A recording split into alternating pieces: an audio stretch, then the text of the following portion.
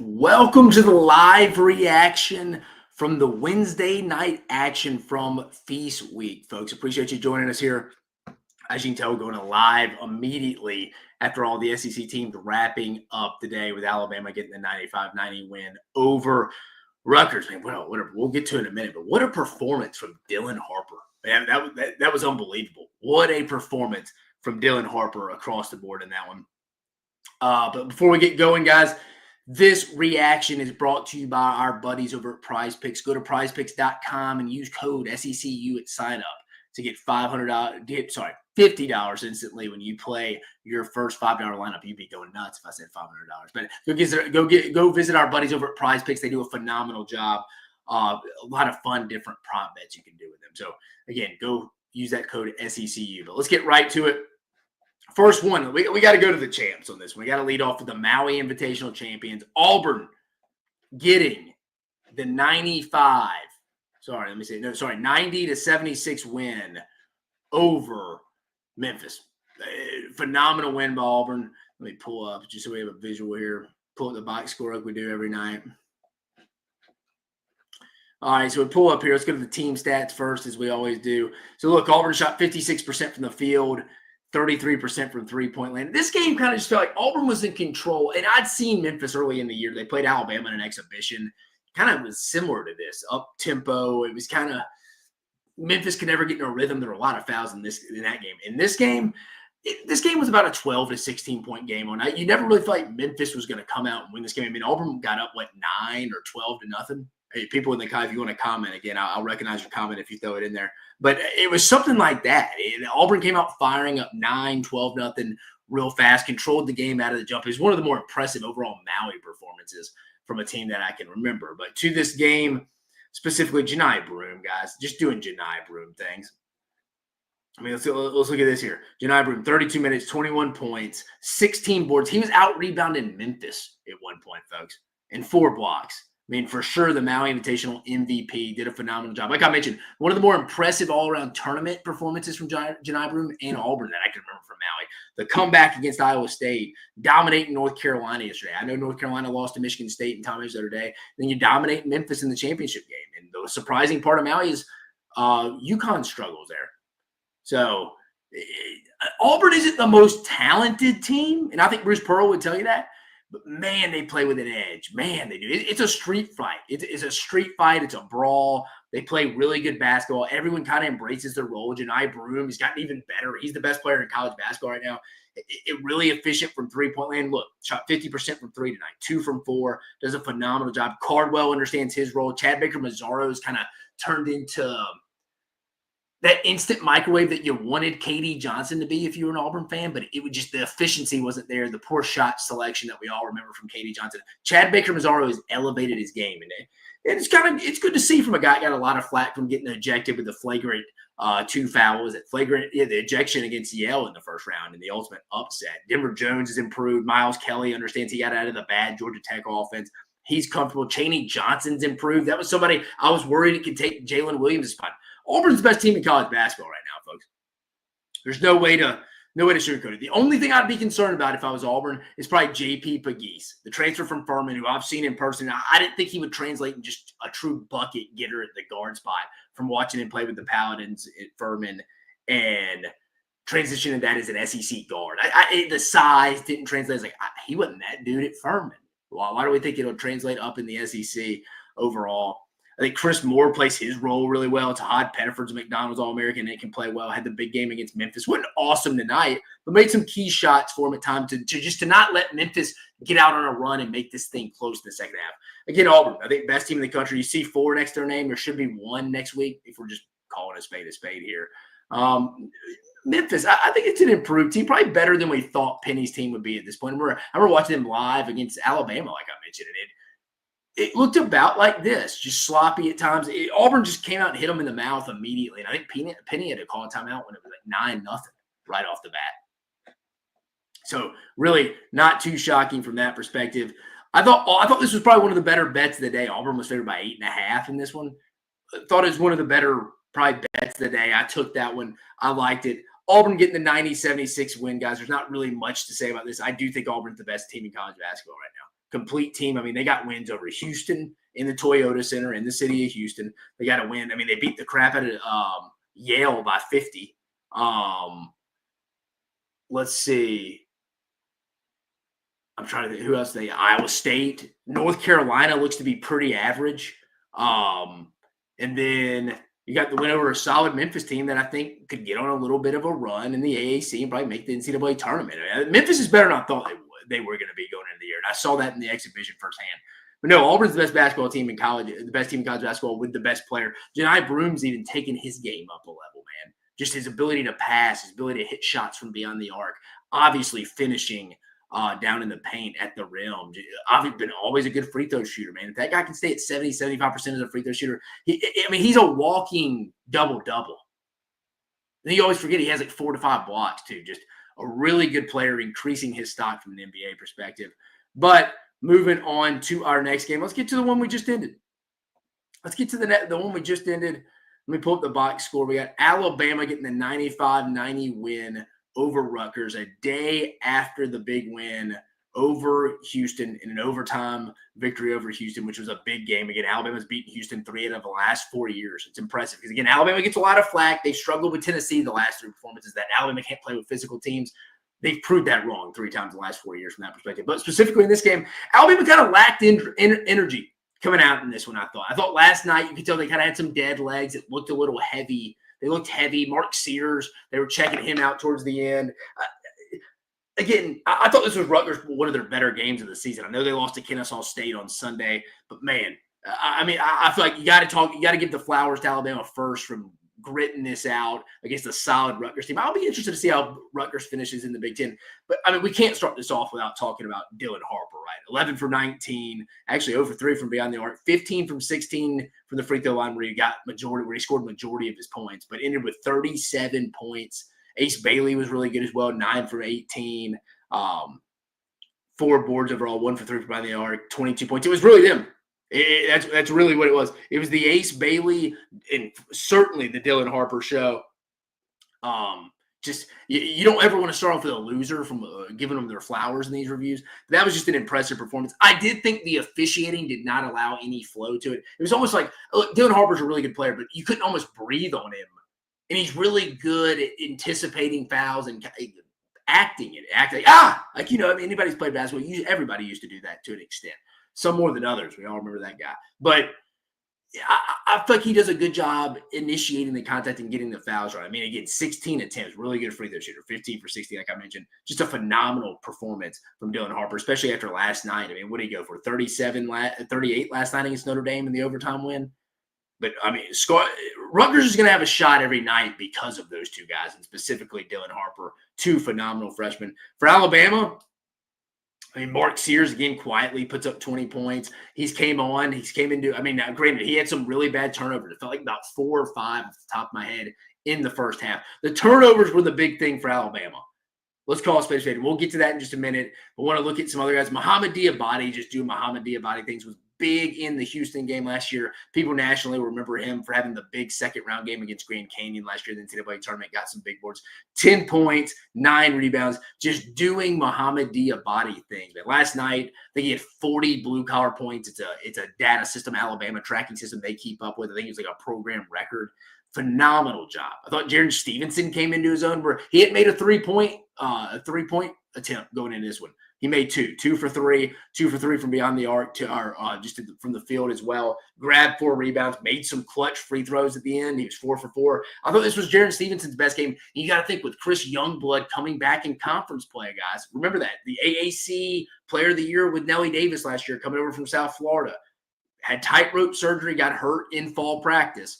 He will be back by conference play, if not a little earlier. He's supposed to be a starter. Somebody's minutes are going to have to be cut. I'll be interested to see when Alabama starts getting to a real rotation here once we kind of start getting deeper into the season and conference play started. Grant Nelson, 17 points, 9 rebounds. Clifford Amore disappears at times. I thought you'd see a little bit more out of Clifford so far. And again, he was going against his former team that he transferred from. Rutgers, one of the better defensive players in the Big Ten last year.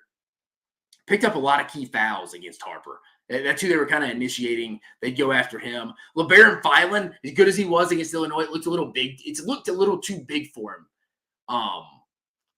at times here in Vegas. It has. Against Houston, obviously, you get that. It's a physical team, the most physical team in college basketball, them in Tennessee probably, maybe even Auburn. Like, you could see why, but also you thought this game would be a little different. Again, only 4 points. Not really effective at all overall, for being honest. Again, the thing you got to be worried about if you're Alabama is 20 turnovers. 20 turnovers. Here's a stat for you. Alabama scored 95 points, though, while committing 19 turnovers, really 20 turnovers, and missing 11 free throws. Still scored 95 points, and we didn't go in and do an extra time, as you guys all know. Rutgers scored 23 points off those 20 turnovers. Just let that sink in. Alabama had that many turnovers. That's how many extra possessions Rutgers got. They still scored 95 points. Alabama is a walking 85-plus point scoring team a night for the most part. 80. I'll say 80. Rutgers, again, I'm interested to see how they go because I don't think the Big Ten's that great this year. I'll be honest with you. It's probably Purdue's league to lose. I know some people like Illinois, maybe Ohio State's mentioned there. Oregon, who Alabama will play in the Players Era Festival Championship on Saturday night. Again, new Big Ten team. I don't know. Rutgers could win some games in that league because I don't really know if there's a true dominant team in there. And like Nato said at halftime, nobody could guard Dylan Harper.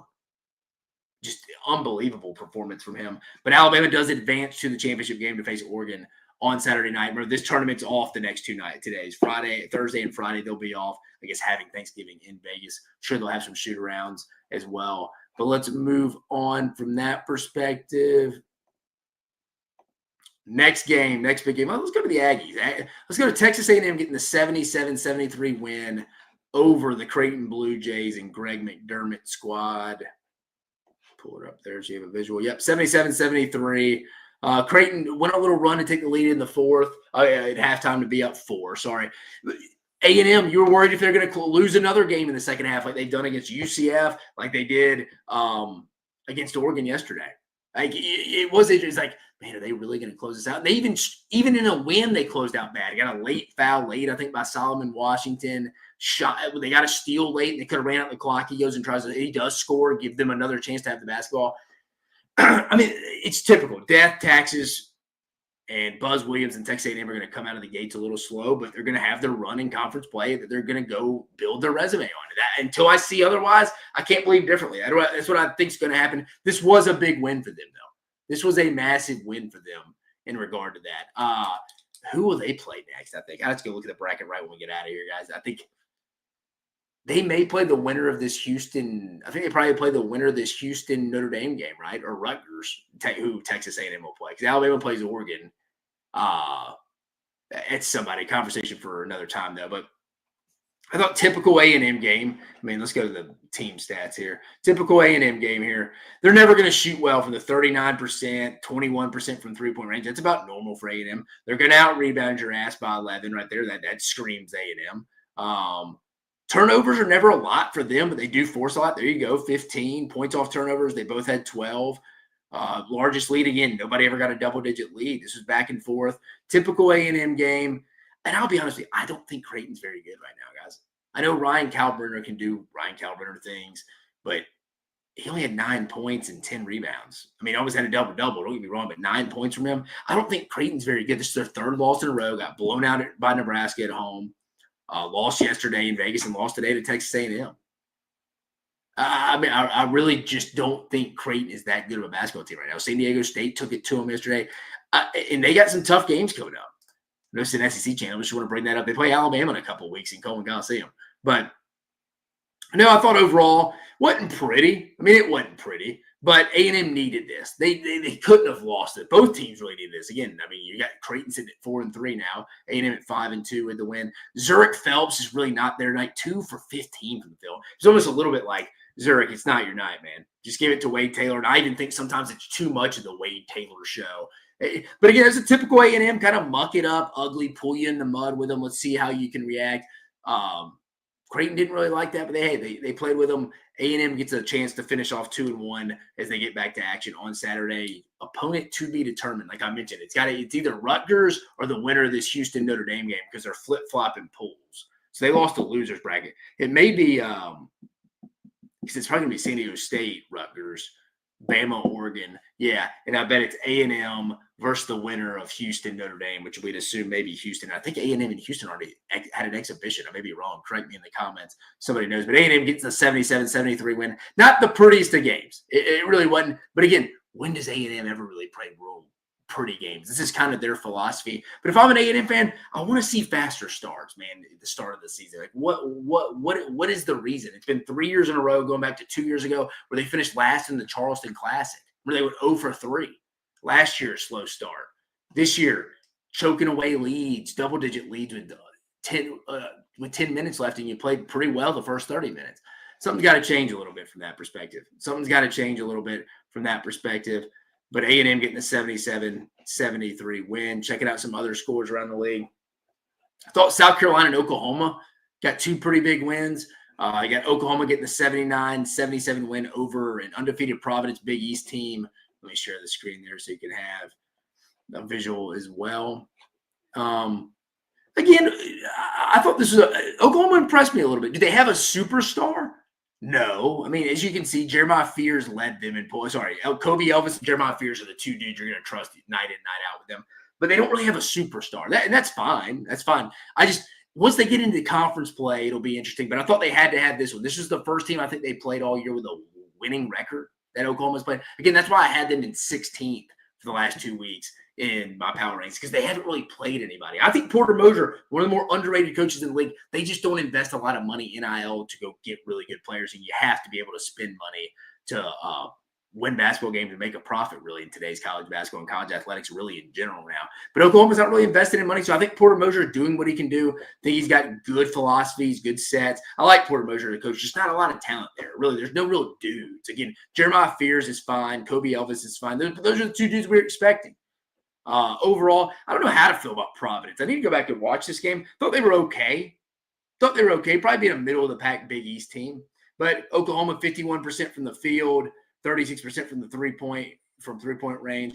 Did get dominated on the boards, 38-25. That's going to be concerning when you get into league play. And then turnovers, most teams turned it over a lot, 16 and 13. So overall, I tweeted at halftime, I didn't think anybody was really going to separate themselves. No one did. It felt like the last 10 minutes, though, Oklahoma controlled the game. They just would get the lead to like 6, but just couldn't put it away. It's kind of how I felt. There were a lot of games going on at this one time, but I was really kind of honing in on this one as Auburn was kind of putting away Memphis in the Maui championship game. Kind of started transitioning to this one. Wanted to see how Oklahoma shined. Again, I think Providence is okay. I don't want to take anything away from the Friars. I think they are okay. But Oklahoma's probably a little better than I thought. Again, I still think they're going to finish in that 12 to 13 to 16 range in the SEC, anywhere from 12th, 13th to 16th, anywhere. Again, because I don't think you got to have some bucket getters. And I like Fears, I like Elvis, but again, those rebounding numbers right there, guys, circle it for me, highlight it for me. You're getting out rebounded 38-25.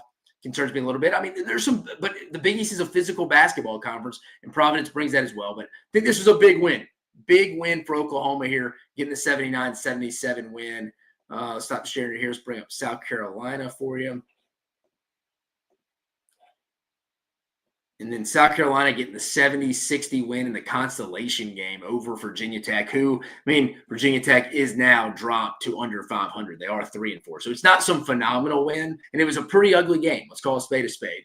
But South Carolina, the loser of this game was going to be under 500 through their first 7 games. That's not, obviously, I don't have to tell you, you're smart people, or you wouldn't be watching this reaction. That's not good. 4-3 South Carolina now, 3-4 Virginia Tech. Pretty ugly game across the board. Colin Murray Bowles got his double digits. He got his 8 boards.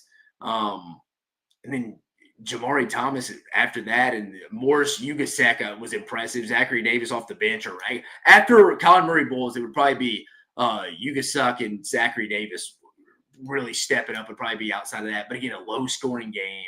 Virginia Tech's not very good. I mean, they've lost some of their better players to the portal. Sean Padula, the guard at Ole Miss, transfer being one of them. Hey, I don't know. This was an ugly game, but it was a game South Carolina and Lamont Paris needed. I think Lamont Paris is a good basketball coach, folks. I think they can only continue to get better. I just don't know where the points come from proven here by 70 points. Like, outside of Colin Murray Bowles, who's logging some minutes there, 33 minutes, which I get. You have to use your best player, best NBA prospect.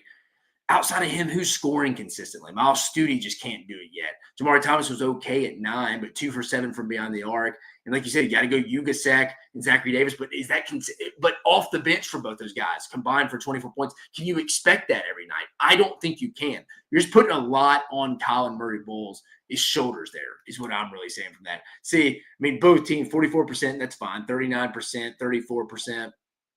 You look at the box score here, it's almost like, how did South Carolina win by double digits? I mean, outside the field goal percentage, they were outshot from beyond the arc. Free throw percentage goes to Virginia Tech. They only out-rebounded Virginia Tech by 2 rebounds. Turnovers, South Carolina had more. But again, I think once it got to that 10-minute mark, South Carolina finally kind of took control of this, pushed it out to 11. I think South Carolina is just a little bit better than Virginia Tech. But again, both teams needed this. You did not want to leave this Fort Myers tip-off 0-2. And I think who ended up winning? Michigan ended up winning this. Michigan beat Xavier to win the championship game in this. So it's a 4-team tournament in Fort Myers. Virginia Tech, South Carolina, Michigan, and Xavier there from the A-10. So South Carolina, they needed this one, Lamont Patterson. It wasn't pretty. The big question mark heading in after November, really heading into December, we can call a spade here now, with it being November 28th at 1:30 in the morning, or 1:21 to be exact, Eastern time zone here in Atlanta. But they need to find some more offense other than Colin Murray-Bowles. And if they don't, I think they're going to struggle in league play. But continuing across the board, let's go to the SEC. We had some other Tennessee, I'm not going to break that one down for you. I mean, we can look at it briefly. Tennessee getting the 78-35 win over a 2-5 UT Martin Skyhawk team, folks. Not a great – again, Tennessee won the tournament last week in the Bahamas. Let's look at that just real fast, just the box scores. I mean, just who kind of put up some points for Tennessee tonight.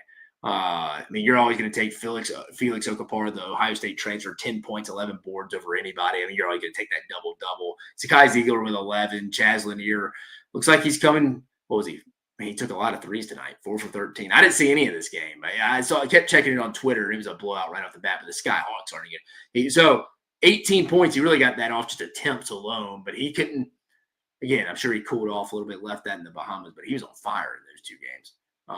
Cade Phillips, not really a lot off the bench. Not a lot to take from this game, guys. I mean, let's look at Tennessee's schedule coming up. Next big game, they got the ACC SEC Challenge this upcoming week against Syracuse, and then Miami, and then at Illinois. So they got 3 solid P4 teams coming up. And again, Illinois will be interesting tomorrow. They play Arkansas in Kansas City, the Hoops Giving. Illinois got rocked. I was there in person when they played Alabama in Birmingham a week ago tonight, actually, last Wednesday night. And Alabama handled them really with ease. Tomorrow will tell a lot about Illinois and Arkansas. I'm actually really fired up to watch that game. But 3 challenging opponents next week against their next 3 games, Syracuse, Miami, and Illinois for Tennessee. Other scores around the league before we get you out of here again, folks. Dave Shumate, the SEC Unfiltered lead college basketball analyst, just reacting to, in my opinion, day 3 of the true feast week here, including the Maui Invitational Players Era Festival. We talked Auburn's big championship win over Memphis. We talked Tennessee getting the win over UT Martin. Alabama scraping it out against Rutgers to advance to the championship game against Oregon. Hella performance from Ace Bailey and Dylan Harper. A&M closing, getting a 77-73 win over Creighton. I think Creighton's reeling, guys. I think they are. I think they got a tough schedule coming up. But A&M had to have that one. They got a chance to go 2-1 in Vegas. Oklahoma getting a 79-77 win over Providence. South Carolina a 70-60 win over Virginia Tech in the consolation game. Both those teams needed that win in Oklahoma and South Carolina. Glad they got it. Oh, and then finally, Missouri getting the 81-61 win. I'll show it for you 1 second. 81 win over Lindenwood. Again, this is very similar to Tennessee UT Martin. Can't take a lot from this one. Josh Gray, the South Carolina transfer of 4. I mean, it's tough I probably wouldn't go back and watch the highlights of this one, honestly, guys. If I'm being honest with you, I'm not going to BS you. I mean, look at the bench. They emptied the bench, man. Look how many guys. 1, 2, 3, 4, 5, 6, 7, 8, 9. Everybody played. If you didn't play in Como tonight, you weren't trying. And it's going to be freezing for that Arkansas game, by the way. Go check out that preview. It's supposed to be snowing for that Arkansas-Missouri football game this weekend. But Missouri heads to become 6-1. Let's look ahead to their schedule coming up. They got Cal coming up on next Tuesday, and then they play the Jayhawks, baby. That'll be obviously a big test. And then they get Illinois for they open up, man, first tough conference game at Auburn. But Missouri, an improved team physically and athletically. You can tell they should have beat Memphis to open up the college basketball season that Monday night. Remember the same Memphis team that beat UConn, advanced to the championship game in the Maui Invitational? Yeah, Missouri should have won that team. Are they awesome? I like Tamani Bates. I like some of the guys. No, it's not the team 2 years ago. But I think they improved the roster from an athleticism size standpoint. So give Dennis Gates and his staff credit from that perspective. R Stews, appreciate you listening, man. Love your insight on college basketball. Keep it up, man. Appreciate you, man. If you haven't already, go like, subscribe, hit the notification bell. I'm a little biased, but I don't think there's a better SEC channel out there to cover football, basketball, and baseball than the SEC Unfiltered channel. Stu says again, if you had a vote, who would you vote for the number one team in college basketball right now? I think Auburn, right? I think Auburn's got to jump Kansas. They got the best player in the sport right now who's developed a three-point game, which is scary for the rest of the sport. It's a street fight. It's a brawl, man. It almost reminds you when you play Auburn. It's almost back in those WWE like Attitude Era, Dudley Boys, Hardy Boys, like tag team table ladders and chairs matches they used to have. Like the winner, whoever put someone through a table won the match. It almost feels like that when you go play Auburn. Again, not the most talented team in the sport. I think Alabama's more talented, higher upside than Auburn. But physical, older guys that everyone kind of embraces their role, and everything goes through Janai Broome. I mean, he's a walking double-double along with 4 or 5 blocks a night. He's up for the National Player of the Year right now, best player in the sport right now. Got to go Auburn at 1, guys. But, guys, I appreciate you hanging in with me for about 27 minutes. It's 1:26 on Thanksgiving morning. Happy Thanksgiving to you and your family. If I did not already wish you that, and if I haven't, I apologize. I should open the show with that because it was midnight. That's on me. But guys, so much basketball to bring in today. I mean, just looking ahead to tomorrow, just real quickly before we get you out of here, just so you can head to the Thanksgiving table tomorrow and be prepared with SEC basketball. And don't forget to follow me on Twitter at Mach10 Sports. I put the bat signal out every day. The Shoney's basketball tweet means there is an SEC basketball team in action, if not multiple. Tomorrow, we get some good action again. We get that ESPN Events Invitational opens up. Florida against Wake Forest. Hunter Salas, a good player for Wake Forest. That'll be a good test for Florida. I mentioned Arkansas, Illinois, BYU, Ole Miss out in the Rady's Children's Invitational out in San Diego. Also Purdue and somebody else. I forget off the top of my head's in that. And then Mississippi State will go play in the Arizona Tip-Off Classic. Open up with the UNLV tomorrow night as well. So we got 4 really good matchups. We do got all of it Power 4 and Power 4. 3 to the 4 Power 4 matchups outside of Mississippi State UNLV. So we got a lot of college basketball Friday, and then on Saturday we pick up the Players Era Festival tournament. But guys, I appreciate you joining us on this reaction. Auburn wins in Maui. They take home the trophy. Alabama advances to the championship game of the Players Era Festival. Remember, winning team, Alabama or Oregon, will be leaving with an extra $1 million to split between their 12 to 13 scholarship players, whatever they have. So that, as you keep seeing Alabama say the cheddar's on the line, there's $1 million on the line when the Ducks and Tide tip off on Saturday night. South Carolina and Oklahoma get both big wins to not go winless in these tournaments or in these invitationals. A&M closes in the second half, gets a big win over a Creighton team that's struggling right now. But, guys, we got 4 really good games tomorrow. I'll be reacting to them. Dave Talks Ball will go tomorrow. Most likely, unless something changes, that should happen. But stay with me here, guys. But for your host, Dave Shumate, I hope you and your family have a phenomenal Thanksgiving day. Can't wait to see you tomorrow in reaction and most likely Dave Talks Ball. But again, guys, before you go to bed tonight, go hit that subscribe button. We're over 18,000 followers. Go follow us on all our social media platforms, Instagram, X, Twitter, whatever you call it, Facebook, anything, guys. Go follow us. Tell us how we can get better. Again, I'm a little biased. Don't think there's a better SEC entity out there than SEC Unfiltered, guys. But for Dave Shumate, hope you have a phenomenal night or phenomenal day, I should say, and happy Thanksgiving to you and your family.